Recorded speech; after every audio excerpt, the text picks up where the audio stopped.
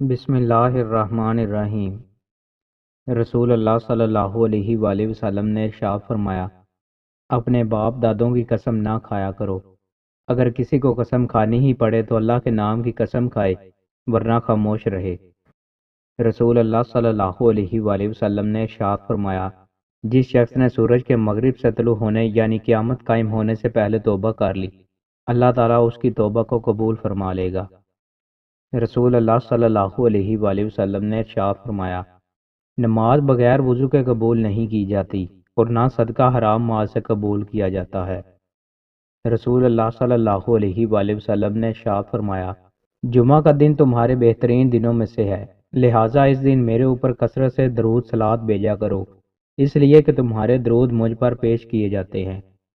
رسول اللہ صلی اللہ علیہ وآلہ وسلم نے ارشاد فرمایا، کوئی اس وقت تک کامل مومن نہیں ہو سکتا جب تک اپنے بھائی کے لیے وہی پسند نہ کرے جو اپنے لیے پسند کرتا ہے۔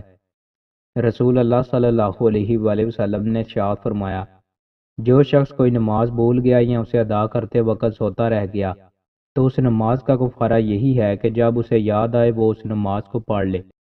رسول اللہ صلی اللہ علیہ وآلہ وسلم نے ارشاد فرمایا، قریب ہے کہ دریائے فرات اپنے سونے کے خزانے ظاہر کر دے، اس وقت جو موجود ہو وہ اس میں سے کچھ نہ لے۔ قبر کا ساتھی۔ رسول اللہ صلی اللہ علیہ وآلہ وسلم نے ارشاد فرمایا، جو شخص کسی مومن کے دل میں خوشی داخل کرتا ہے، اللہ عز و جل اس خوشی سے ایک فرشتہ پیدا فرماتا ہے جو اللہ کی عبادت و توحید میں مصروف رہتا ہے۔ جب وہ بندہ اپنی قبر میں چلا جاتا ہے تو وہ فرشتہ اس کے پاس آ کر پوچھتا ہے، کیا تو مجھے نہیں پہچانتا؟